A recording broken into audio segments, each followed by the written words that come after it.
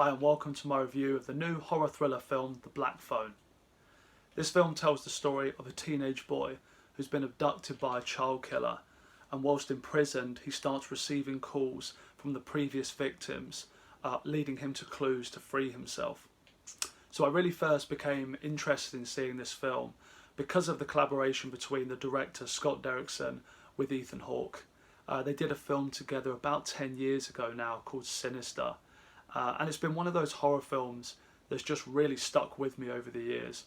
It had a lot of really bizarre and creative horror scenes in that film, and really one of those that gets under your skin.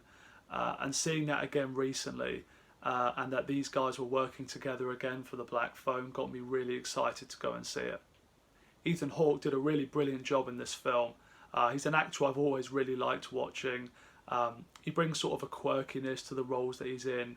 And he's just, generally very entertaining to watch on screen. And even though in this film he's probably only on screen for about 10 minutes, after I left the cinema, he was definitely the most memorable bit about the film for me.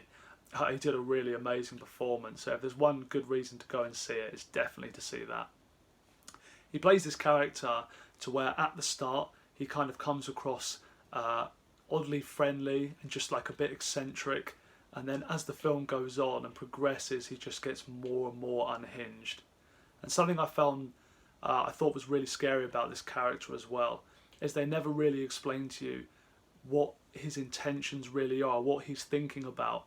When he's interacting with the boy Finney in the basement, sometimes he seems like he's kind of messing with him, but then at other times he's trying to connect with him and actually have a proper conversation with him. And you're not really sure what to think about where this is going with this character. And then obviously as it goes on and gets more and more twisted, it just made it a really unsettling performance. He's also wearing these really insane mask designs that were done by Tom Savini.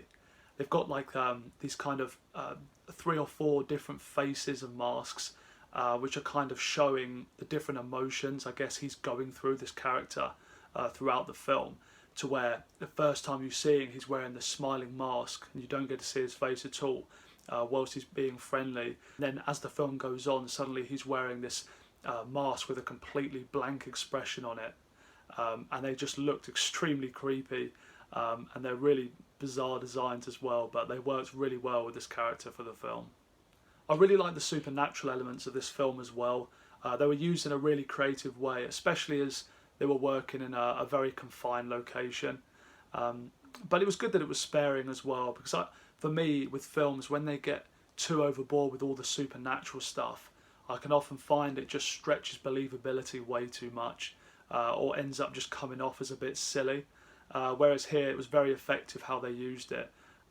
The child actors all did a really amazing job here, especially the sister Gwen, who was played by Madeline McGraw.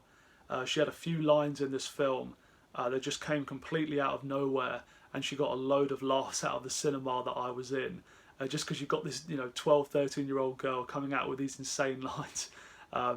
She was really great, and she brought a lot of heart to the film as well.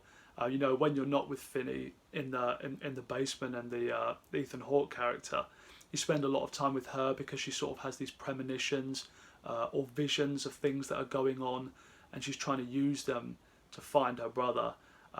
And she just really brings a lot of emotion to the film as well, and she did a really, really good job with this. And I feel like she's definitely going to get cast in a lot more stuff after this. We could have done with seeing more of her because she was really great. I didn't realise until after the film that this was actually based on a short story by Stephen King's son. You can kind of see the links between the two films though, especially in all the themes that they use. They have all the child abuse themes, they have the school bullying, and like this old broken town going through this horror threat. But even down to like a cinematography level, where you have this one scene in the film where the Gwen character, she's going down the street on the bike in the storm, and she's wearing that really bright coloured coat. And you can't help but think of those opening scenes of that original It film. Just a lot of similarities there, but in a good way, But there'll definitely be a lot of comparisons, I think, drawn between these two films. I like that they didn't overdo the jump scares in this film as well. There were jump scares throughout the film, but they were only used a few times, and they kind of built them up really nicely, so they worked a lot better when they hit. I find with a lot of films, a lot of horror films especially that I've seen, where they're just trying to constantly jolt you over and over in the cinema, and it's kind of a way of almost covering up a bit of a weak plot, I find. Because if you have a good story, if you have a strong story, a strong villain, or a strong like horror idea in your film, I feel like you don't need to rely on those jumps to kind of make your film scary. And I liked that about this film, is that they really did take the time to kind of build up suspense properly, which made the film a lot scarier, I thought. If I had to say anything negative about the film, I do feel like it lacks just a little bit of rewatchability, just because it's dealing with so many dark themes, and it's quite relentless in the way it displays them on screen as well. I think it portrays them really well, but I just don't think it's a film that you'd necessarily keep going back to revisit all the time. But other than that, it's a slow burner of a film. It takes its time to kind of build up all the characters and the atmosphere of this movie. And it does a really nice job of it, though. It's really, really brilliantly made.